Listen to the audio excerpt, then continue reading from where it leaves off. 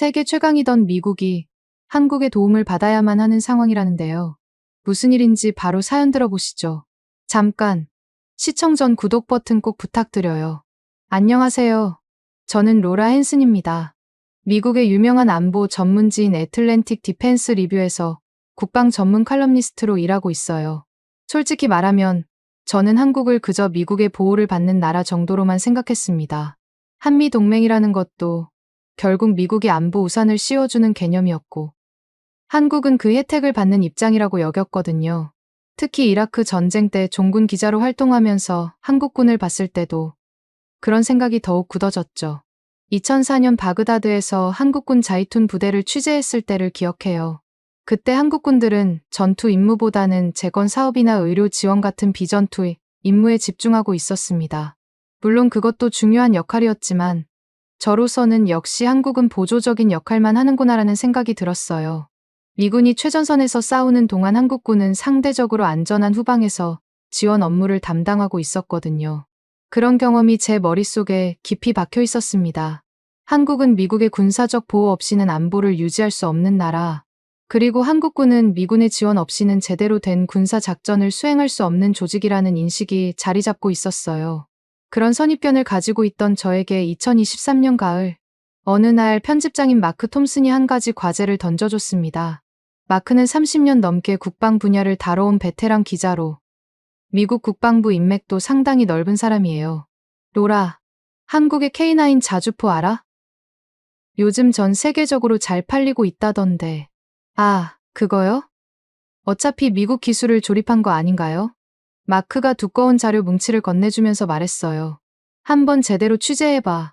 폴란드가 672대나 주문했고 노르웨이와 핀란드도 도입한다고 하던데.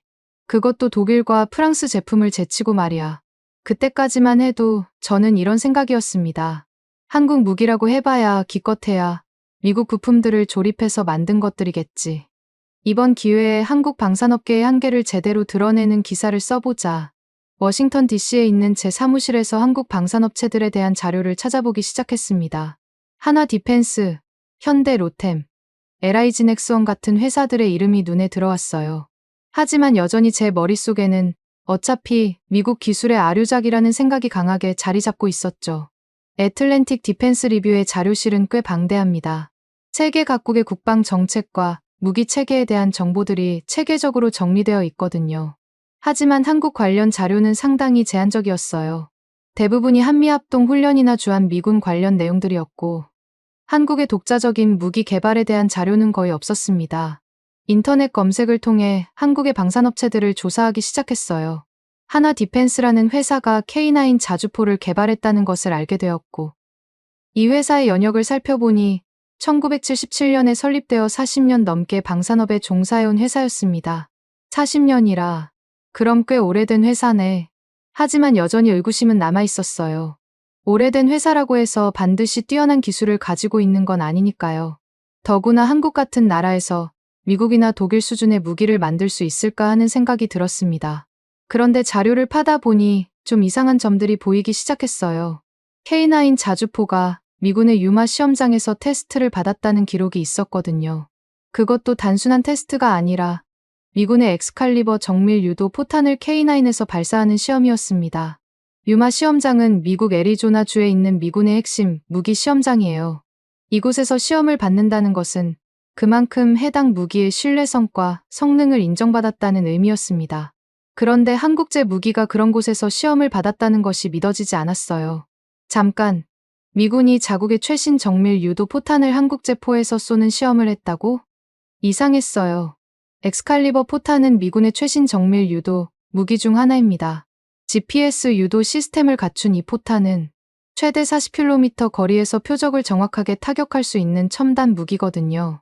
미군이 이런 민감한 무기를 외국제포에서 시험한다는 것은 적어도 그 포의 성능을 어느 정도 인정한다는 뜻이었어요. 더 깊이 조사해보니 더욱 놀라운 사실들이 나왔습니다. K9 자주포의 사격 정확도가 1m 이내였다는 거예요.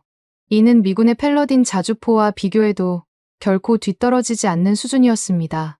게다가 K9의 연사 속도는 분당 6발로, 이는 세계 최고 수준이었어요. 포탄을 자동으로 장전하는 시스템도 인상적이었습니다. 기존의 많은 자주포들이 수동으로 포탄을 장전해야 했는데 K9은 완전 자동화된 장전 시스템을 갖추고 있었거든요. 이는 사격 속도를 크게 높일 뿐만 아니라 승무원의 안전도 보장하는 중요한 기술이었습니다. 그리고 이 무기를 도입한 나라들이 단순히 가격 때문에 선택한 게 아니라 성능 때문에 선택했다는 분석들이 나오고 있었습니다. 폴란드의 경우를 보면 더욱 흥미로웠어요. 폴란드는 나토 회원국이고 미국산 무기를 도입할 수 있는 충분한 자격과 예산이 있는 나라입니다. 그런데도 K9을 선택했다는 것은 단순히 가격 경쟁력 때문만은 아니라는 뜻이었죠. 폴란드 국방부가 발표한 자료를 보니 K9의 기동성과 화력, 그리고 신뢰성을 높이 평가했다고 나와 있었어요. 특히 폴란드가 주목한 것은 K9의 기동성이었습니다. 이 자주포는 시속 70km의 속도로 이동할 수 있고 각종 지형에서의 적응력도 뛰어났다고 해요. 유럽의 다양한 지형 조건에서 테스트를 받은 결과 기존의 다른 자주포들보다 우수한 성능을 보였다는 것이었습니다. 노르웨이와 핀란드도 마찬가지였어요. 이 나라들은 북유럽의 선진국들이고 군사 장비에 대한 요구 수준이 매우 높은 곳들입니다. 특히 혹독한 추위와 눈이 많은 북유럽 환경에서 제대로 작동할 수 있는 무기를 찾고 있었거든요. 노르웨이 국방부의 보고서를 보니 K9이 영하 40도의 극한 추위에서도 정상적으로 작동한다는 내용이 있었어요. 이는 북유럽 국가들에게는 매우 중요한 조건이었습니다.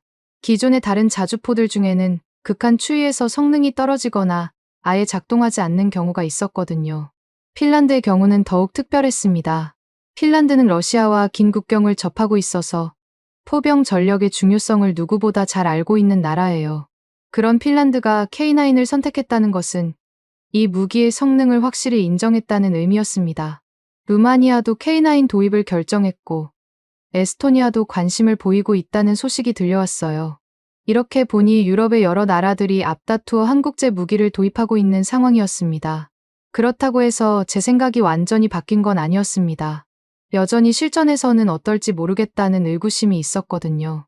종이 위의 성능과 실제 전장에서의 성능은 다를 수 있다고 생각했어요. 게다가 한국은 아직 실제 전쟁을 치른 경험이 많지 않잖아요.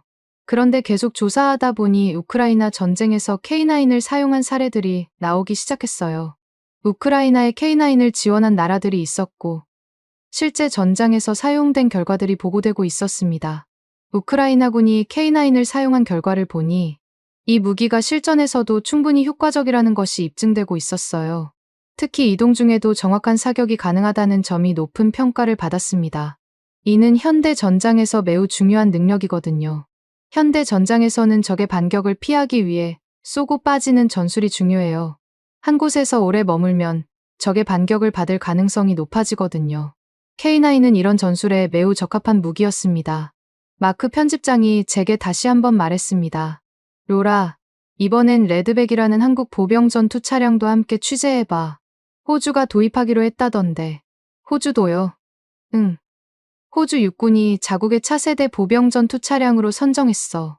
미국의 브래들리를 제치고 말이야. 이건 정말 놀라운 일이었어요. 호주는 미국의 가장 가까운 동맹국 중 하나입니다.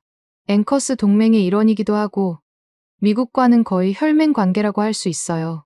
그런데 미국산 무기를 제치고 한국산을 선택했다는 것은 도저히 이해할 수 없었거든요. 더 조사해보니 레드백의 정식 명칭은 레드백 보병 전투 차량이고 하나 디펜스에서 개발한 것이었습니다. 호주가 이 차량을 선택한 이유는 여러 가지가 있었지만 가장 중요한 것은 무인 포탑 기술과 능동 방어 시스템이었다고 해요. 무인 포탑 기술이라는 것은 사람이 포탑 안에 들어가지 않고도 원격으로 조작할 수 있는 기술을 말해요. 이는 승무원의 안전성을 크게 높이는 중요한 기술입니다. 적의 공격을 받아도 승무원이 포탑 안에 있지 않기 때문에 생존율이 높아지거든요. 제가 알기로는 무인 포탑 기술은 미국이나 독일 같은 군사 강국들의 전유물이라고 생각했었거든요. 그런데 한국이 그런 기술을 개발했다는 게 믿어지지 않았어요. 더구나 그 기술이 호주 같은 까다로운 나라의 검증을 통과했다는 것이 더욱 놀라웠습니다. 능동 방어 시스템이라는 것도 매우 첨단 기술이에요.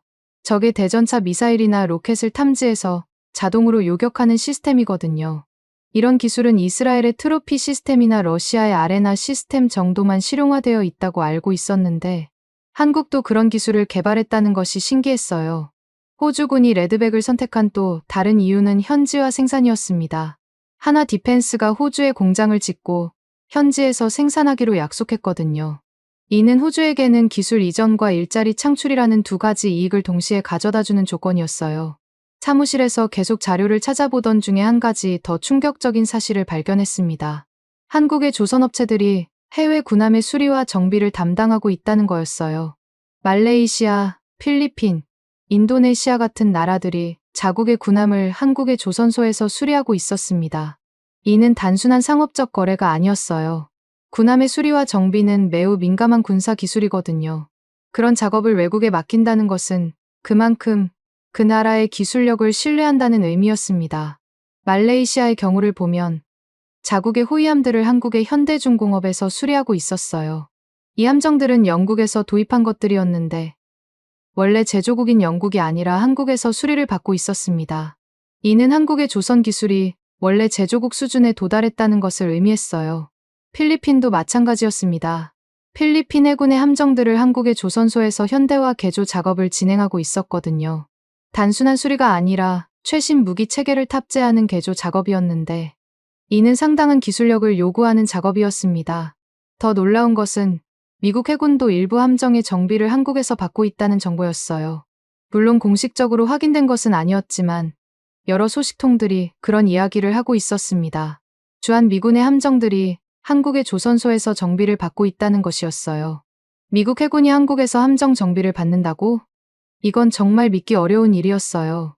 미국은 세계 최강의 해군력을 보유하고 있고 함정 정비 기술도 세계 최고 수준이라고 생각했거든요. 그런데 한국에 의존한다는 것이 어떻게 가능한 일일까요? 하지만 냉정하게 생각해보니 이해가 안 되는 것도 아니었어요. 한국의 조선업은 세계적으로 인정받는 분야입니다. 현대중공업, 삼성중공업, 대우조선해양 같은 회사들은 전 세계 조선업계에서 선두를 달리고 있거든요. 전 세계 상선의 상당 부분이 한국에서 건조되고 있어요. 그런데 이런 조선 기술이 군함 정비에도 적용될 수 있다는 것은 충분히 가능한 일이었어요. 사실 군함과 상선의 기본 구조는 크게 다르지 않거든요. 물론 군함에는 무기 체계나 특수 장비들이 있지만 선체 자체의 수리나 정비는 상선과 비슷한 기술이 필요해요. 게다가 한국은 지리적으로도 유리한 위치에 있어요. 동남아시아 국가들에게는 한국이 가장 가까운 선진 조선국이거든요. 비용 면에서도 유럽이나 미국보다 저렴하고 기술 수준은 충분히 높으니까 선택할 만한 조건이었어요. 며칠 동안 자료를 수집하고 분석하면서 제 머릿속에 있던 한국에 대한 이미지가 조금씩 흔들리기 시작했어요. 하지만 여전히 확신은 서지 않았습니다. 자료와 실제는 다를 수 있다고 생각했거든요. 특히 한국이라는 나라에 대한 제 선입견이 워낙 강했기 때문에 이런 정보들을 쉽게 받아들이기 어려웠어요. 그때 마크 편집장이 제게 한 가지 제안을 했습니다. 로라, 한국에 직접 가서 취재해보는 게 어때? 하나 디펜스 창원 공장도 둘러보고 국방과학연구소도 방문해보자. 직접 가서요? 그래. 눈으로 직접 보고 판단하는 게 좋겠어. 우리 잡지의 신뢰도를 위해서라도. 솔직히 말하면 한국 방문이 그렇게 내키지는 않았어요. 아직도 제 머릿속에는 한국이 미국의 도움을 받는 나라라는 생각이 강했거든요. 하지만 기자로서의 책임감과 호기심이 발동했습니다. 좋아. 이번 기회에 한국 방산업계의 실체를 제대로 파헤쳐보자. 그렇게 해서 저는 한국행 비행기 표를 예약했습니다. 그때까지만 해도 이 여행이 제 인생관과 한국에 대한 인식을 완전히 바꿔놓을 거라고는 전혀 예상하지 못했어요. 2023년 11월 중순, 저는 인천국제공항에 도착했습니다. 한국 땅을 밟은 것은 이번이 처음이었어요. 공항에서 나오면서 보니 한국이 생각보다 훨씬 현대적이고 발달된 나라라는 것을 느낄 수 있었습니다. 하지만 여전히 제 머릿속에는 미국의 보호를 받는 나라라는 선입견이 강하게 자리 잡고 있었죠. 서울에서 하루를 보낸 후 다음 날 아침 일찍 창원으로 향했습니다. KTX라는 한국의 고속철도를 타고 가는데 시속 300km가 넘는 속도로 달리는 것을 보고 놀랐어요. 미국에도 고속철도가 있지만 이 정도는 아니었거든요. 창원역에 도착해서 하나 디펜스 관계자들과 만났습니다. 김태준이라는 이름의 부장이 저를 안내해주기로 했어요.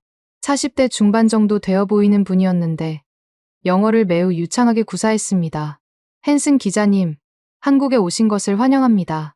오늘 저희 공장과 시설들을 자세히 보여드리겠습니다. 김 부장의 말투에서 자신감이 느껴졌어요. 그런데 저는 여전히 회의적이었습니다.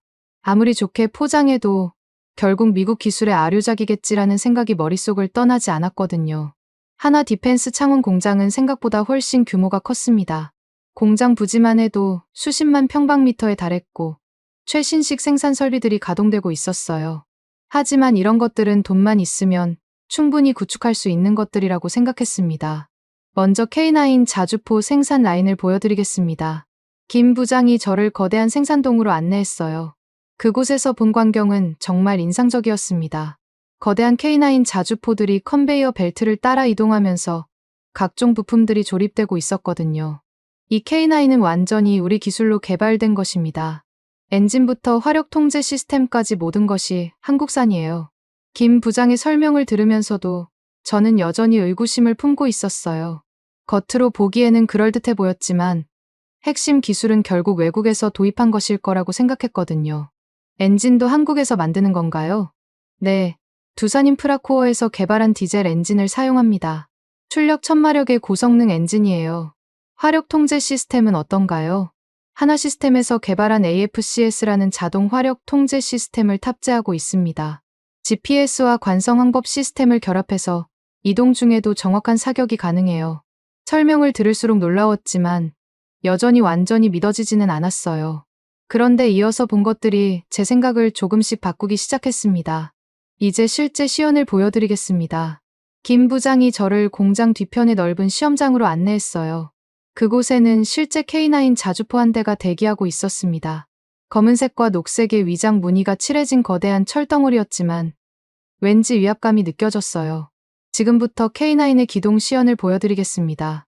시험장은 다양한 지형으로 구성되어 있었어요. 평지뿐만 아니라 언덕, 지늘길, 자갈길, 심지어 무릉덩이까지 있었습니다.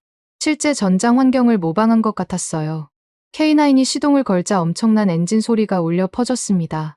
그리고 이어서 본 광경은 정말 놀라웠어요. 이 거대하고 무거운 차량이 마치 스포츠카처럼 민첩하게 움직이는 것이었거든요. 평지에서는 시속 70km의 속도로 달렸고 언덕을 오를 때도 속도가 거의 떨어지지 않았어요. 가장 놀라운 것은 지늘길을 지날 때였습니다. 바퀴가 빠질 것 같은 깊은 지늘 속에서도 K9은 전혀 멈추지 않고 계속 전진했거든요. 저 지늘의 깊이가 얼마나 되나요? 약 60cm 정도입니다. 일반적인 차량이라면 완전히 빠져서 움직일 수 없을 깊이죠. 무릉덩이를 건널 때는 더욱 놀라웠어요. K9이 물속으로 들어가면서 물보라를 일으키며 전진했는데 마치 수륙형 용차량 같았어요. K9은 수심 1.2m까지 도하가 가능합니다.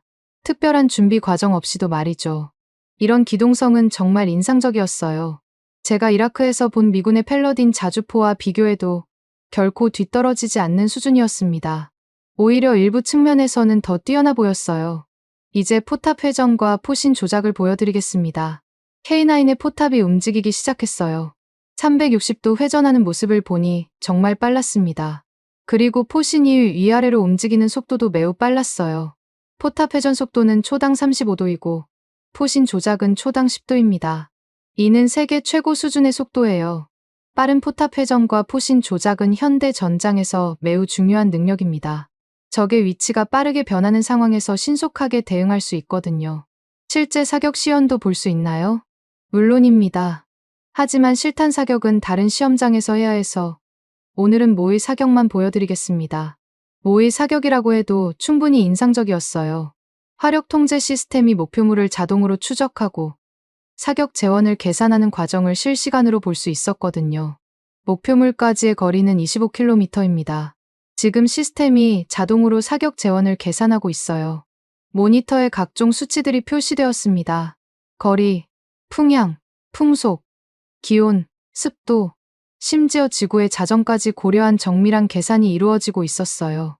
계산이 완료되었습니다. 실제 사격이라면 지금 발사할 수 있는 상태예요.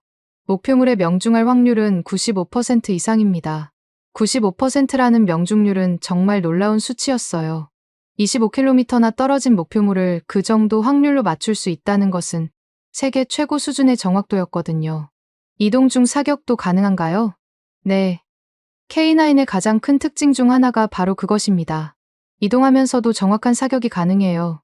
이동 중 사격이라는 것은 말 그대로 차량이 움직이는 상태에서 포를 발사하는 것을 의미해요. 이는 매우 어려운 기술이고 세계에서 몇 안 되는 자주포만이 할 수 있는 능력이었습니다.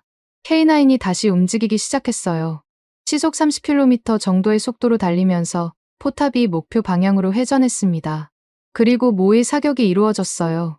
이동 중 사격의 명중률도 80% 이상입니다. 이는 현재 세계에서 가장 높은 수준이에요. 정말 놀라웠어요. 움직이는 차량에서 25km 떨어진 목표물을 80% 이상의 확률로 맞출 수 있다는 것은 정말 대단한 기술이었거든요. 시연이 끝나고 나서 김 부장이 K9의 내부를 보여주었어요. 승무원들이 탈 수 있는 공간은 생각보다 넓고 쾌적했습니다. 각종 모니터와 조작 장치들이 체계적으로 배치되어 있었어요. K9은 5명의 승무원이 탑승합니다. 차장, 조작수, 포수, 장전수, 그리고 운전수죠. 자동 장전 시스템도 있다고 들었는데요. 네. K10이라는 보급 차량과 연계해서 자동으로 포탄을 보급받을 수 있습니다. 사람의 개입 없이도 연속 사격이 가능해요. 김 부장이 K10 보급 차량을 보여주었어요. K9과 비슷한 외형이지만 뒤쪽에 거대한 크레인과 포탄 저장고가 있었습니다. K10은 최대 104발의 포탄을 실을 수 있고 자동으로 K9에 보급할 수 있어요. 보급 시간은 포탄 한 발당 약 12초입니다. 자동 보급 시스템의 시연도 봤는데 정말 신기했어요. K10의 크레인이 정확하게 포탄을 집어서 K9의 장전구에 넣어주는 모습이었거든요. 사람이 전혀 개입하지 않아도 되는 완전 자동화 시스템이었습니다. 이 시스템의 장점은 승무원의 안전성입니다. 포탄 보급 과정에서 승무원이 차량 밖으로 나올 필요가 없어서 적의 공격으로부터 안전하게 보호받을 수 있어요. 이는 정말 중요한 장점이었어요.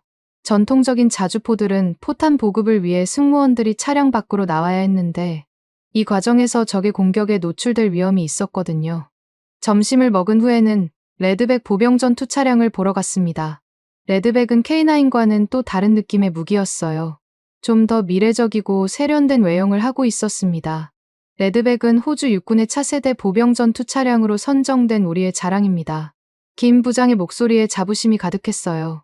그리고 실제로 레드백을 보니 그럴 만했습니다. 가장 큰 특징은 무인 포탑입니다. 승무원이 포탑 안에 들어가지 않아도 되죠. 무인 포탑이라는 것은 정말 첨단 기술이었어요.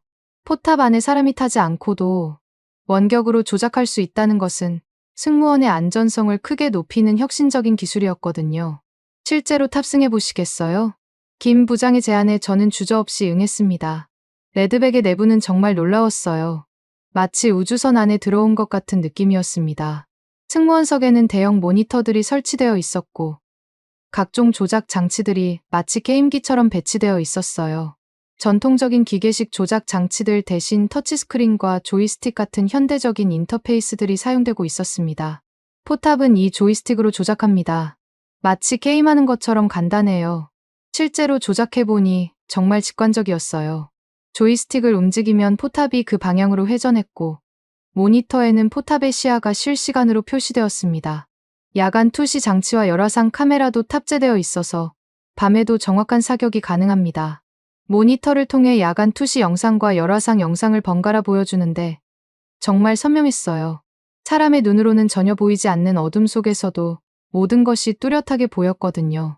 능동 방어 시스템도 탑재되어 있나요? 네. 아이언 피스트라는 이스라엘제 능동 방어 시스템을 탑재하고 있습니다.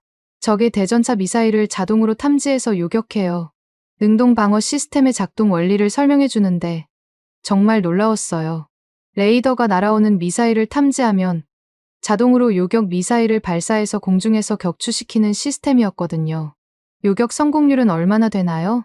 현재까지의 테스트 결과로는 90% 이상입니다. 대부분의 대전차 미사일을 성공적으로 요격할 수 있어요. 이는 정말 혁신적인 기술이었어요.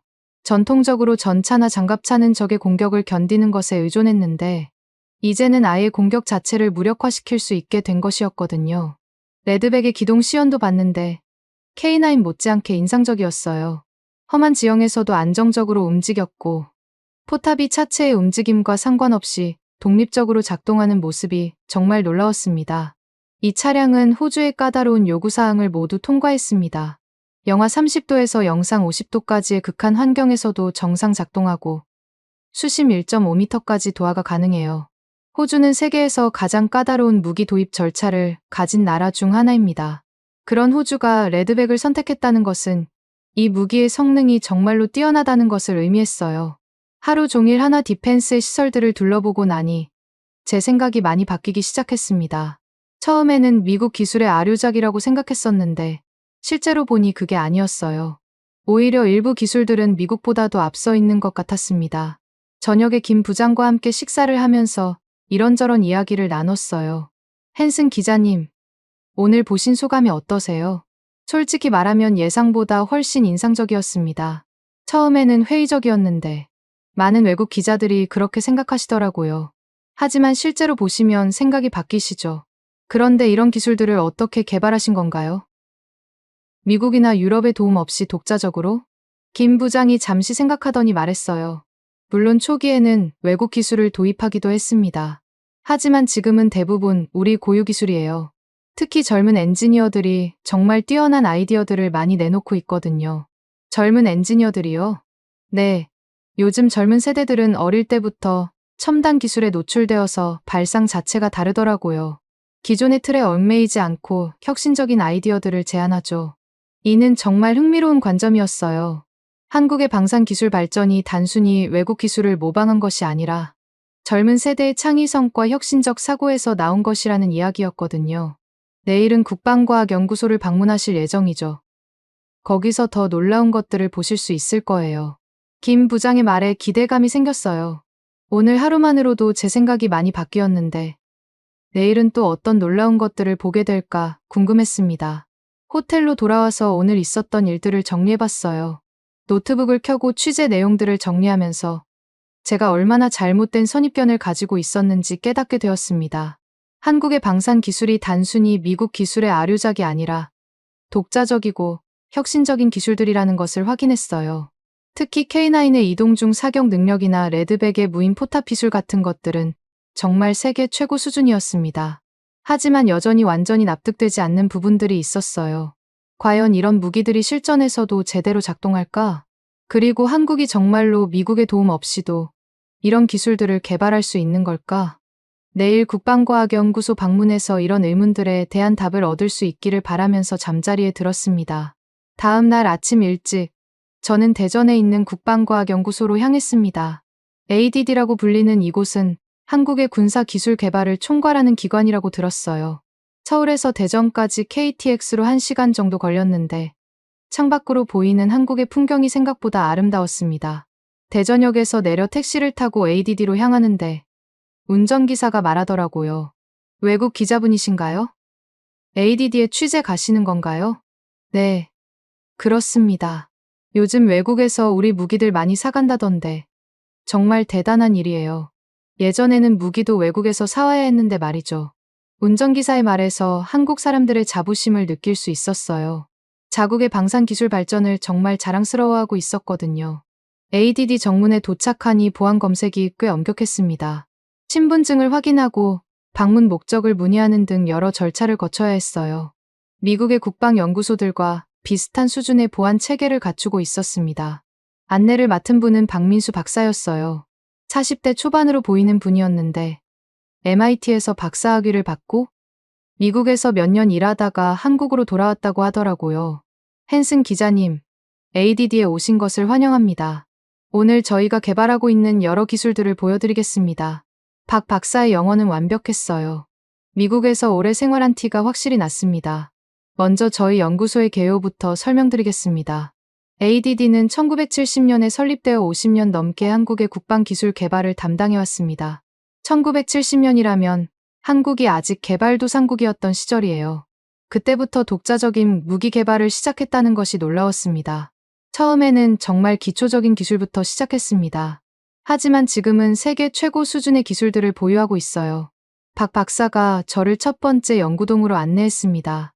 그곳에서 보게 된 것은 K9 자주포의 개발 과정을 보여주는 전시물들이었어요. K9은 1989년부터 개발을 시작해서 1999년에 완성되었습니다. 10년에 걸친 개발 과정이었죠. 전시된 자료들을 보니 정말 치밀하게 개발되었다는 것을 알 수 있었어요. 초기 설계안부터 시작해서 수없이 많은 개선과 수정을 거쳐 현재의 K9이 완성되었더라고요. 가장 어려웠던 부분이 무엇이었나요? 이동 중 사격 기술이었습니다. 움직이는 차량에서 정확한 사격을 하려면 매우 복잡한 계산과 보정이 필요하거든요. 박 박사가 이동 중 사격의 원리를 설명해 주었어요. 차량이 움직일 때 발생하는 진동과 기울어짐을 실시간으로 감지해서 보정하는 기술, 목표물의 움직임을 예측하는 알고리즘, 바람이나 기온 같은 환경 요소들을 고려하는 시스템 등 정말 복잡한 기술들이 조합되어 있었어요. 이런 기술들을 독자적으로 개발하신 건가요? 네, 물론 초기에는 외국의 기술을 참고하기도 했지만 핵심 기술들은 모두 우리가 독자 개발한 것입니다. 특히 소프트웨어 부분은 완전히 우리 기술이에요. 소프트웨어 기술이라는 것이 중요한 포인트였어요.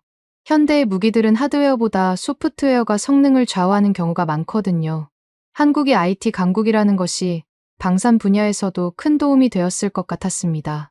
다음으로 간 곳은 레드백 관련 연구실이었어요. 어제 실무를 봤지만 개발 과정을 자세히 알 수 있어서 흥미로웠습니다. 레드백의 가장 큰 특징인 무인 포탑 기술은 어떻게 개발하신 건가요? 이것도 오랜 연구의 결과입니다. 2000년대 초부터 연구를 시작해서 지금에 이르렀죠. 박 박사가 무인 포탑의 개발 과정을 보여주는 영상을 틀어주었어요. 초기 시제품부터 현재의 완성품까지 단계별로 발전해온 모습을 볼 수 있었습니다. 무인 포탑의 핵심은 원격 조작 기술과 자동 조준 시스템입니다. 사람이 직접 조작하지 않아도 정확한 사격이 가능해야 하거든요. 영상을 보니 정말 정밀했어요. 원격으로 조작되는 포탑이 목표물을 자동으로 추적하고 최적의 사격 시점을 계산해서 발사하는 모습이었습니다. 이런 기술은 미래 전쟁의 핵심이 될 것입니다. 무인화, 자동화된 무기 체계 말이죠. 박 박사의 말에 공감이 갔어요. 미래의 전쟁은 점점 더 무인화될 것이고 이런 기술을 먼저 개발한 나라가 우위를 점하게 될 거예요. 그런데 박사님, 한 가지 궁금한 게 있는데요. 네, 말씀하세요. 한국은 아직 실제 전쟁 경험이 많지 않잖아요. 그런데 이런 무기들이 실전에서도 제대로 작동할까요? 박 박사가 잠시 생각하더니 대답했어요. 좋은 지적입니다. 하지만 저희는 이론적 연구와 시뮬레이션, 그리고 철저한 테스트를 통해 실전성을 확보하고 있습니다. 게다가 우크라이나 전쟁에서 실제로 사용된 결과들도 피드백받고 있고요. 우크라이나 전쟁에서의 결과라는 말이 흥미로웠어요. 실제 전장에서 검증을 받았다는 의미였거든요. 우크라이나에서 K9이 어떤 성과를 거두었나요? 공식적으로 말씀드리기 어려운 부분이 있지만 전반적으로 매우 만족스러운 결과를 얻었다고 들었습니다. 특히 정확도와 신뢰성 면에서 높은 평가를 받았어요. 이어서 박 박사가 저를 다른 연구실로 안내했습니다. 그곳에서 본 것은 정말 놀라웠어요. 한국이 개발하고 있는 차세대 무기들이었거든요. 이것은 차세대 전차 개발 프로젝트입니다. K2 흑표의 후속 모델이라고 보시면 됩니다. 화면에 보이는 전차의 설계도는 정말 미래적이었어요. 기존의 전차들과는 완전히 다른 형태였습니다. 가장 큰 특징은 완전 무인화입니다. 승무원이 전혀 탑승하지 않는 무인 전차예요. 무인 전차라는 것은 정말 혁신적인 개념이었어요. 지금까지의 전차들은 모두 사람이 탑승해서 조작하는 것이었는데 아예 무인으로 운용된다는 것이었거든요. 어떻게 조작하는 건가요? 원격 조작과 AI의 조합입니다. 기본적으로는 원격에서 조작하지만 통신이 두절되거나 특수한 상황에서는 AI가 자율적으로 판단해서 행동할 수 있어요. AI가 자율적으로 전투를 수행한다는 것은 정말 SF 영화 같은 이야기였어요. 하지만 기술적으로는 충분히 가능한 일이었습니다. 언제쯤 실용화될 예정인가요? 2030년대 초반을 목표로 하고 있습니다. 아직 해결해야 할 기술적 과제들이 남아있지만 순조롭게 진행되고 있어요. 다음으로 본 것은 한국이 개발하고 있는 차세대 미사일들이었어요. 그 중에서도 가장 인상적인 것은 현무5라는 미사일이었습니다. 현무5는 사거리 800km의 탄도미사일입니다. 한국 전역을 방어할 수 있는 핵심 무기 중 하나죠. 800km라는 사거리는 정말 대단했어요.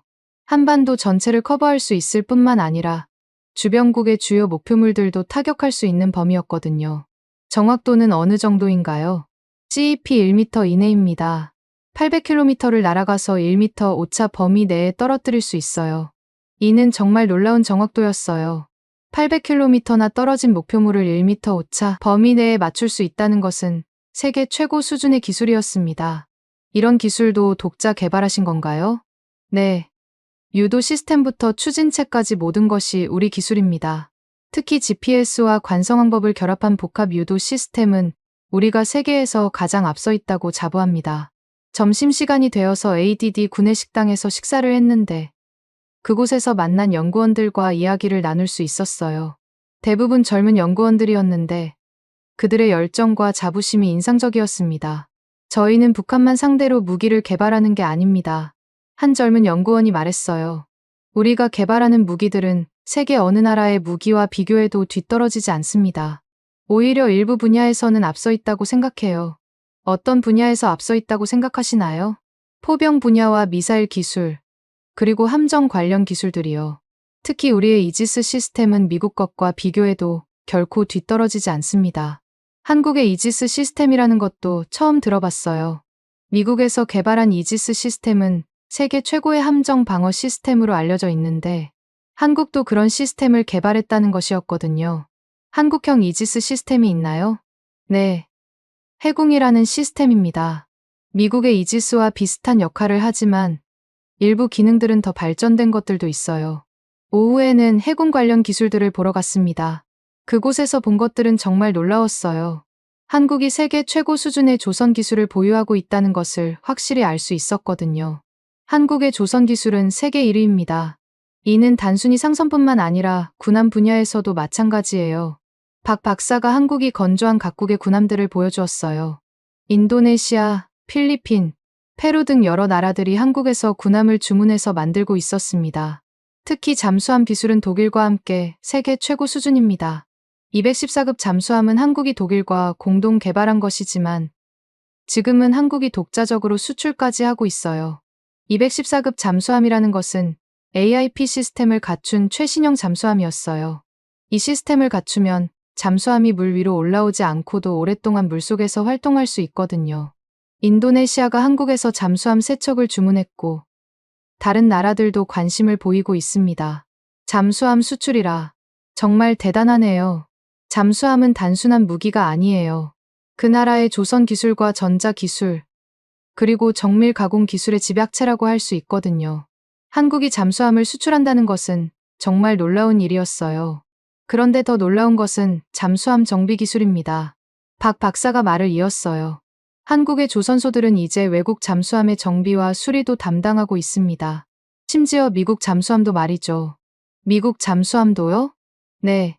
물론 핵잠수함은 아니고 일반 잠수함들이지만 미군이 한국의 조선소에서 정비를 받고 있는 것은 사실입니다. 이는 정말 충격적인 정보였어요. 미국이 자국의 군함을 외국에서 정비받는다는 것은 그만큼 그 나라의 기술력을 인정한다는 의미였거든요. 왜 미국이 한국에서 정비를 받는 건가요? 여러 이유가 있지만 가장 큰 이유는 기술력과 비용입니다. 한국의 조선소들은 기술력은 미국과 동등하거나 일부 분야에서는 더 뛰어나면서도 비용은 더 저렴하거든요. 미국보다 뛰어난 분야가 있나요? 네. 특히 용접 기술과 정밀 가공 기술 분야에서는 한국이 세계 최고입니다. 이런 기술들은 잠수함이나 함정의 성능을 좌우하는 핵심 기술들이에요. 오후 늦게는 한국이 개발하고 있는 차세대 전투기 프로젝트인 KF-21에 대한 설명을 들었습니다. KF-21은 한국이 독자 개발하고 있는 4.5세대 전투기였어요. KF-21은 한국이 완전히 독자 개발하는 첫 번째 전투기입니다. 물론 일부 부품들은 외국에서 도입하지만 설계와 핵심 기술들은 모두 우리가 개발했어요. 전투기 개발이라는 것은 정말 복잡하고 어려운 일이에요. 전 세계에서도 독자적으로 전투기를 개발할 수 있는 나라는 손에 꼽힐 정도거든요. 언제쯤 실전 배치될 예정인가요? 2026년부터 점차 한국 공군에 배치될 예정이고 수출도 고려하고 있습니다. 이미 몇몇 나라들이 관심을 보이고 있어요. KF-21의 성능 사양을 보니 정말 인상적이었어요.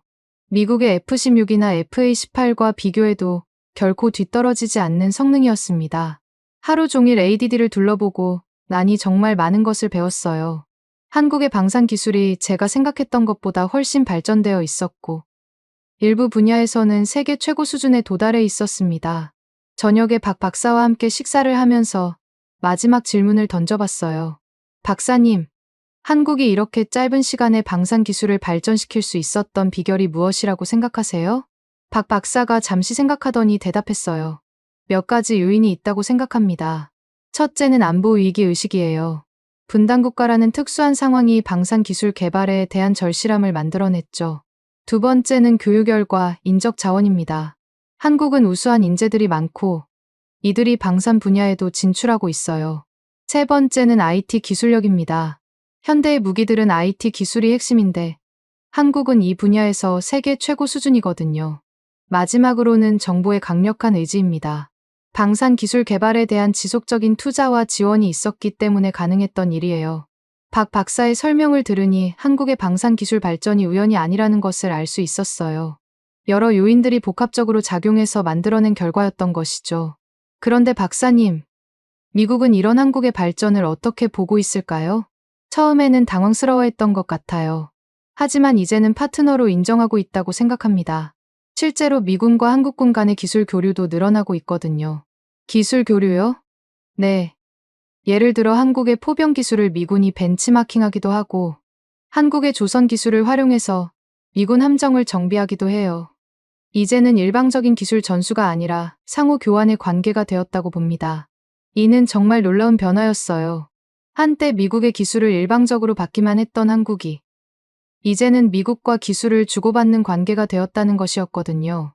호텔로 돌아와서 오늘 있었던 일들을 정리하면서 제 생각이 완전히 바뀌었다는 것을 느꼈어요. 한국은 더 이상 미국의 일방적인 보호를 받는 나라가 아니었습니다.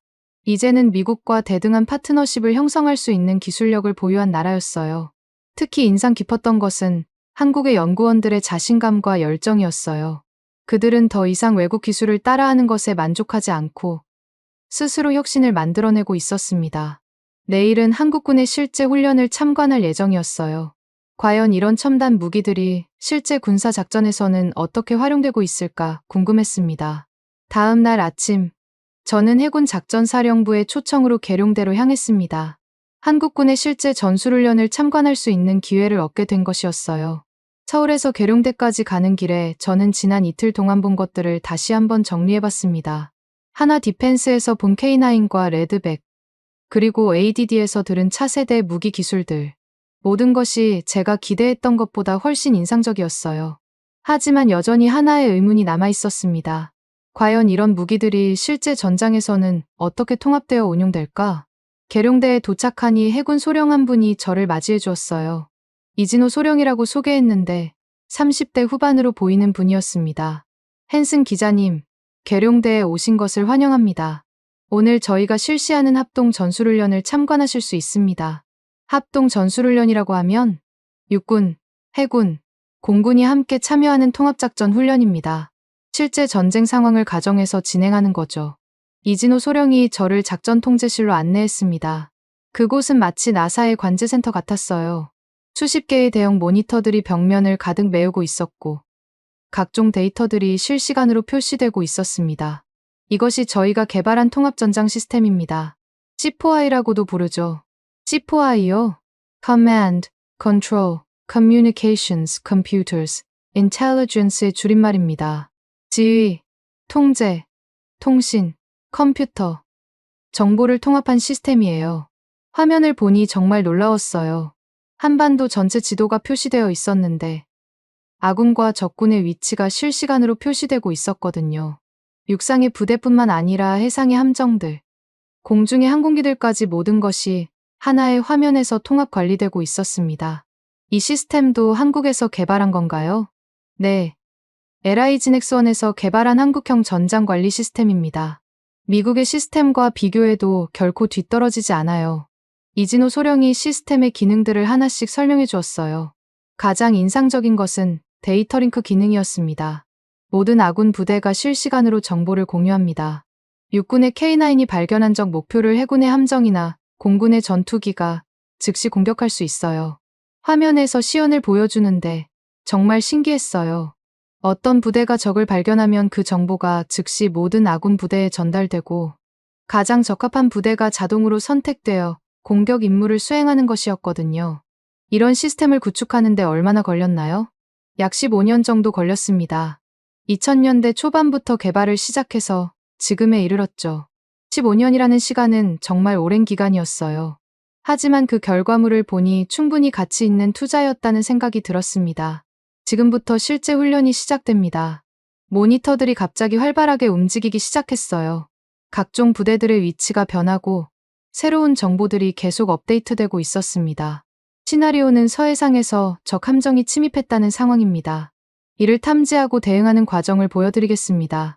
화면을 보니 서해상 어딘가에 빨간색 점들이 나타났어요. 적군을 표시하는 것 같았습니다. 가장 먼저 탐지한 것은 이지스함의 레이더입니다. 한국의 이지스함이라는 것도 처음 알았어요. 미국에서만 보유하고 있는 줄 알았는데 한국도 이지스함을 가지고 있었던 것이었습니다. 세종대왕급 이지스함이 적 함정을 탐지했습니다. 거리 150km, 적 함정 내척으로 추정됩니다.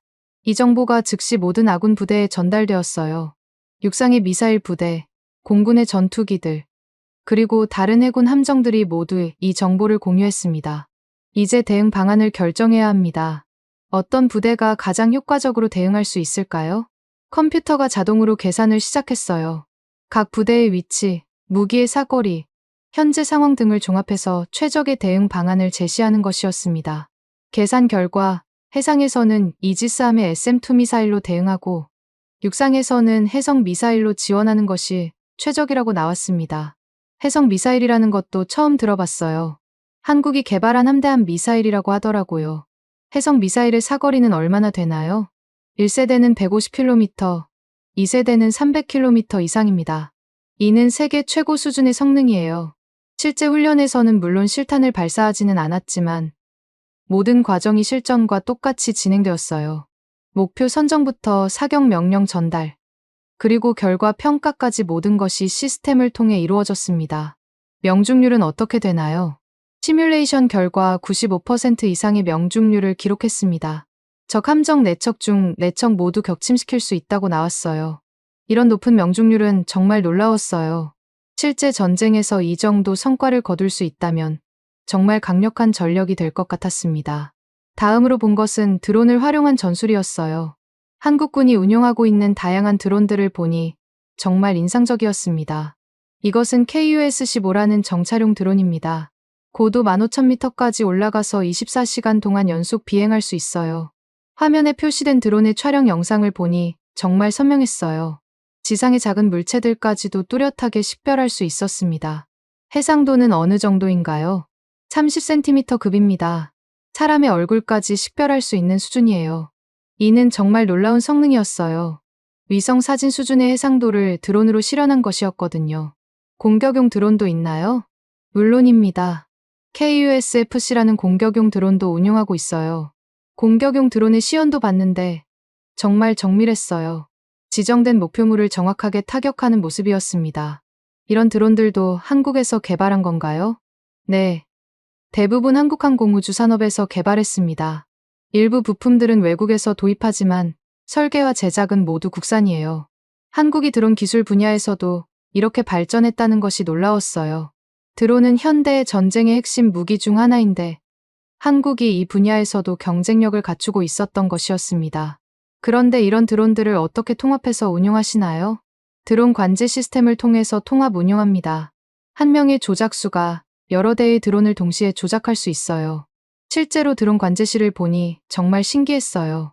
한 명의 조작수가 여러 개의 화면을 통해 동시에 5대의 드론을 조작하고 있었습니다. 최대 몇 대까지 동시 조작이 가능한가요? 현재는 한 명당 8대까지 가능합니다. 향후에는 AI의 도움을 받아서 더 많은 드론을 조작할 수 있을 것으로 예상해요. AI를 활용한 드론 운용이라는 것도 흥미로웠어요. 미래에는 사람이 전략적 결정만 내리고 세부적인 조작은 AI가 담당하게 될 것 같았습니다. 점심시간에 이진호 소령과 함께 식사를 하면서 더 자세한 이야기를 들을 수 있었어요. 소령님, 한국군의 이런 시스템들이 다른 나라와 비교해서 어느 정도 수준인가요? 솔직히 말씀드리면 일부 분야에서는 미군보다도 앞서 있다고 생각합니다. 미군보다요? 네. 특히 통합전장 시스템의 경우 미군의 시스템보다 더 통합적이고 효율적입니다. 미군은 각 군별로 다른 시스템을 사용하는 경우가 많은데 저희는 처음부터 통합을 전제로 개발했거든요. 이는 정말 흥미로운 관점이었어요. 미군이 오랜 역사를 가지고 있다 보니 오히려 레거시 시스템의 제약을 받고 있고 한국은 나중에 시작한 만큼 더 선진적인 시스템을 구축할 수 있었다는 것이었습니다. 드론 기술은 어떤가요? 드론 기술도 세계 최고 수준입니다. 특히 스웜 어택 기술은 미국이나 중국과 비교해도 뒤떨어지지 않아요. 때 공격이라는 것은 수십 대의 드론이 협력해서 동시에 공격하는 전술이었어요. 이는 현재 전 세계 군사 전문가들이 주목하고 있는 미래 전술 중 하나였습니다. 실제로 때 공격 훈련도 하시나요? 네. 정기적으로 실시하고 있습니다. 50대의 드론이 동시에 하나의 목표를 공격하는 훈련이에요. 50대의 드론이 동시에 공격한다는 것은 정말 무서운 상상이었어요. 아무리 강력한 방어 시스템을 갖춘 목표물이라도 그 정도 규모의 공격을 막기는 어려울 것 같았습니다. 오후에는 실제 레드백을 직접 탑승해 볼 기회가 있었어요. 어제 하나 디펜스에서 내부를 봤지만 실제로 움직이는 차량에 탑승해 보는 것은 또 다른 경험이었습니다. 차량 안에 들어가니 정말 미래적이었어요. 각종 디스플레이들이 승무원들에게 실시간으로 정보를 제공하고 있었고 외부 상황을 여러 각도에서 볼 수 있었습니다. 이 차량의 가장 큰 장점은 상황 인식 능력입니다. 레드백을 담당하는 장교가 설명해 주었어요.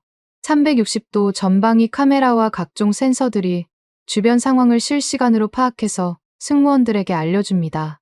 실제로 화면을 보니 차량 주변의 모든 상황이 3D로 표시되고 있었어요.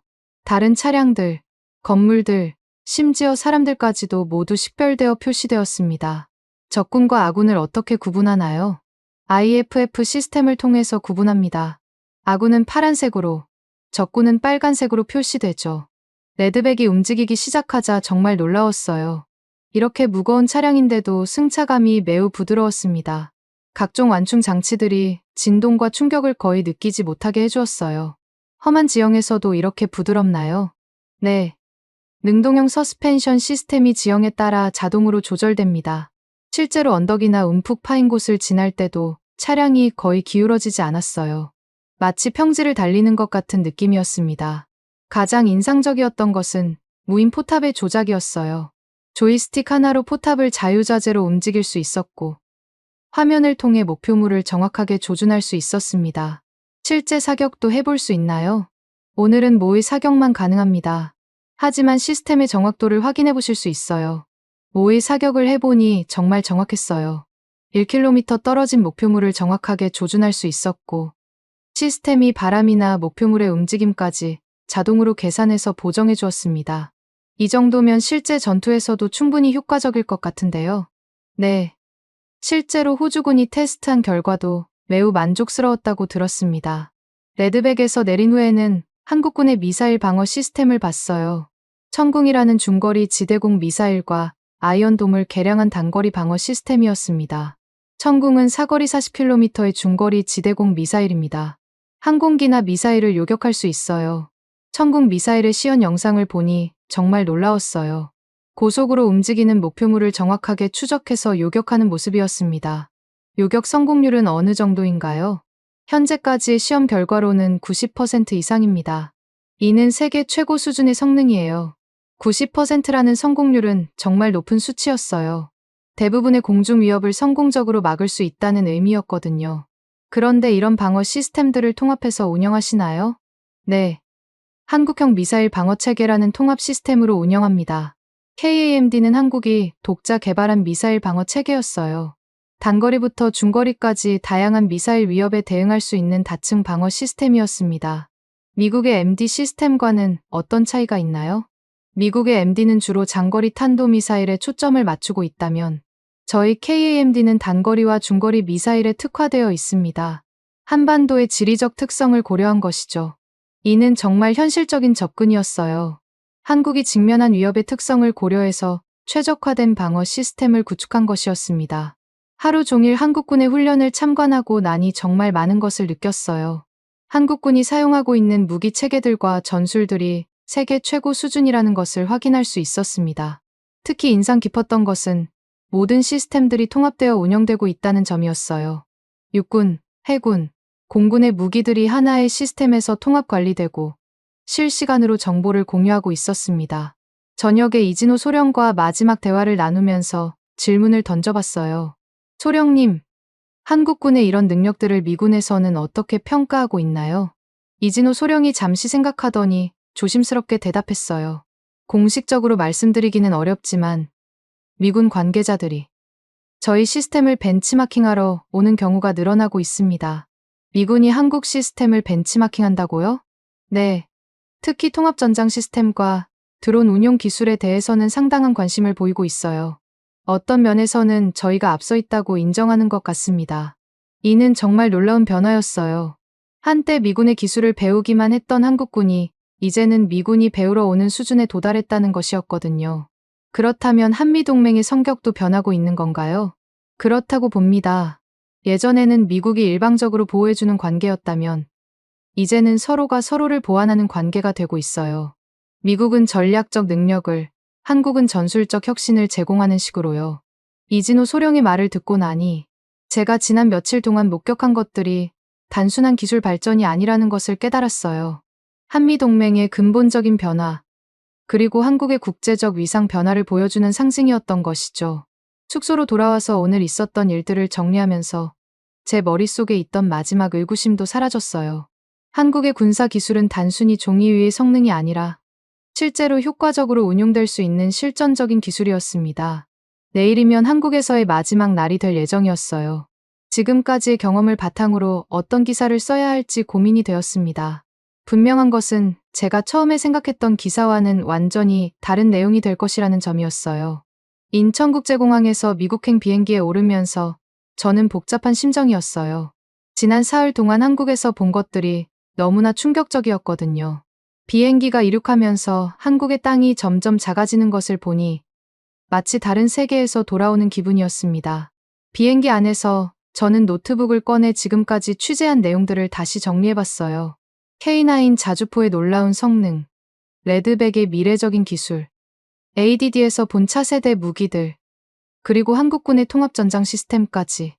모든 것이 제가 예상했던 것과는 정반대였습니다.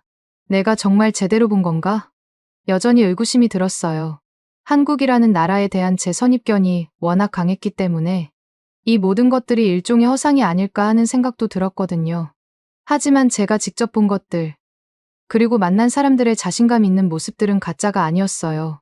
특히 한국의 젊은 연구원들과 군인들의 눈빛에서 느꼈던 자부심과 열정은 연출할 수 없는 진실이었습니다. 워싱턴 DC에 도착한 것은 현지 시간으로 같은 날 오후였어요. 시차 때문에 몸은 피곤했지만 머릿속은 오히려 더 복잡해졌습니다. 익숙한 풍경들을 보니 한국에서의 경험이 정말 현실이었는지 더욱 의문이 들었거든요. 집에 도착해서 짐을 정리하면서 한국에서 찍은 사진들과 받은 자료들을 다시 봤어요. K9 자주포가 지늘길을 달리는 모습, 레드백의 무인 포탑, ADD의 첨단 연구 시설들, 모든 것이 생생하게 담겨 있었습니다. 다음 날 아침, 사무실에 출근해서 마크 편집장을 만났어요. 로라, 한국 출장 어땠어? 예상대로 그들의 한계를 확인할 수 있었나? 마크의 질문에 저는 답을 못했어요. 뭐라고 대답해야 할지 모르겠더라고요. 예상과는 좀 달랐습니다. 달랐다니. 어떻게? 한국의 방산 기술이 생각보다 훨씬 발전되어 있었어요. 일부 분야에서는 정말 세계 최고 수준이더라고요. 마크가 의외라는 표정을 지었어요. 정말. 구체적으로 어떤 점들이? 저는 한국에서 본 것들을 간략하게 설명했습니다. K9의 이동 중 사격 능력, 레드백의 무인 포탑 기술, 통합 전장 시스템의 효율성 등등. 흥미롭군. 그럼 기사는 어떤 방향으로 쓸 생각이야? 아직 정리가 안 되어서요. 조금 더 시간이 필요할 것 같습니다. 그래. 마감은 다음 주 금요일이니까 충분히 시간을 갖고 써봐. 사무실로 돌아와서 컴퓨터 앞에 앉았지만 한 글자도 쓸 수가 없었어요. 처음에 계획했던 한국 방산업계의 한계를 드러내는 기사는 더 이상 쓸 수가 없었거든요. 하지만 그렇다고 해서 한국을 무조건 칭찬하는 기사를 쓰는 것도 제 신념과 맞지 않았어요. 며칠 동안 고민만 하다가 저는 다른 접근을 시도해봤습니다. 미국 국방부 관계자들을 만나서 한국의 무기들에 대한 평가를 들어보기로 한 것이었어요. 먼저 만난 사람은 육군 획득사령부의 톰 윌리엄스 대령이었습니다. 윌리엄스 대령은 30년 넘게 무기 체계 획득 업무를 담당해온 베테랑이었어요. 윌리엄스 대령님, 한국의 K9 자주포에 대해서 어떻게 평가하고 계신가요? 윌리엄스 대령이 잠시 망설이더니 대답했어요. 공식적인 입장은 말씀드리기 어렵지만 개인적으로는 상당히 인상적인 무기라고 생각합니다. 어떤 점에서 인상적이신가요? 이동 중 사격 능력이 정말 뛰어나더군요. 우리가 유마에서 테스트했을 때도 예상보다 훨씬 좋은 결과가 나왔어요. 미군에서도 도입을 고려하고 계신가요? 글쎄요. 정치적인 문제들이 있죠. 하지만 순수하게 성능만 놓고 보면 충분히 고려할 만합니다. 윌리엄스 대령의 말에서 묘한 뉘앙스를 느꼈어요.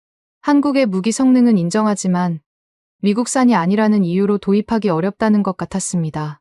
다음으로 만난 사람은 해군 전략기획부의 제임스 로버츠 준장이었어요. 로버츠 준장은 해군의 차세대 전력 계획을 담당하고 있었습니다. 준장님, 한국의 조선 기술에 대해서는 어떻게 보고 계신가요? 한국의 조선 기술은 정말 뛰어납니다. 기술적으로는 우리와 동등하거나 일부 분야에서는 더 앞서 있다고 봐야죠. 구체적으로 어떤 분야에서 앞서 있다고 보시나요? 용접 기술이나 정밀 가공 기술 같은 분야에서요. 그리고 생산 효율성도 우리보다 높습니다. 그렇다면 한국 조선소에서 미군 함정 정비를 받는 것도 고려해 볼 만하겠네요. 로버츠 준장이 살짝 미소를 지었어요. 이미 일부 함정들은 한국에서 정비를 받고 있습니다. 물론 공식적으로는 말씀하기 어렵다는 뜻이군요. 네, 그렇습니다. 이런 인터뷰들을 통해서 알게 된 것은 미군 내부에서도 한국의 기술력을 상당히 높이 평가하고 있다는 사실이었어요. 하지만 정치적, 경제적 이유로 공개적으로 인정하기는 어려운 상황이었습니다. 일주일 정도 추가 취재를 하고 나서 저는 드디어 기사 쓰기를 시작했어요. 하지만 여전히 어떤 방향으로 써야 할지 확신이 서지 않았습니다. 컴퓨터 화면 앞에 앉아서 몇 시간 동안 고민했어요. 제목부터 막혔습니다. 한국 방산업계의 놀라운 발전. 너무 뻔한 제목 같았어요. 미국의 새로운 경쟁자, 한국. 이것도 좀 과장된 것 같았고요. 그때 문득 떠오른 것이 한국에서 만났던 박민수 박사의 말이었어요. 우리는 북한만 상대로 무기를 개발하는 게 아닙니다. 우리가 개발하는 무기들은 세계 어느 나라의 무기와 비교해도 뒤떨어지지 않습니다. 그리고 이진호 소령의 말도 기억났어요. 예전에는 미국이 일방적으로 보호해주는 관계였다면 이제는 서로가 서로를 보완하는 관계가 되고 있어요. 그 순간 깨달았어요. 제가 써야 할 기사의 방향을요. 이것은 단순히 한국의 방산기술 발전에 대한 기사가 아니었어요. 한미동맹의 근본적 변화, 그리고 세계 군사 기술 판도의 변화를 다루는 기사여야 했습니다. 저는 제목을 이렇게 정했어요. 기술은 위계가 아닌 신뢰다. 한미동맹의 새로운 얼굴. 그리고 기사를 쓰기 시작했습니다. 한국을 방문하기 전까지 나는 한미동맹을 일방적인 보호 관계로 이해했다. 미국이 안보 우산을 제공하고 한국이 그 혜택을 받는 구조였다. 하지만 창원의 하나 디펜스 공장에서 K9 자주포가 진을 속을 달리는 모습을 본 순간 그런 인식이 얼마나 잘못되었는지 깨달았다. 키보드를 두드리면서 지난 며칠간의 경험들이 생생하게 떠올랐어요. K9의 놀라운 기동성, 레드백의 미래적 기술, ADD의 차세대 무기들. 한국의 방산기술은 더 이상 미국 기술의 아류작이 아니다. 일부 분야에서는 오히려 미국을 앞서고 있다. K9 자주포의 이동 중 사격 능력, 레드백의 무인 포탑 기술, 그리고 통합전장 시스템의 효율성은 세계 어느 나라와 비교해도 뒤떨어지지 않는다. 하지만 기사를 쓰면서도 여전히 망설여졌어요. 이런 내용을 쓰는 것이 과연 옳은 일일까? 미국의 입장에서는 불편할 수도 있지 않을까? 그런데 문득 기자로서의 사명이 떠올랐어요.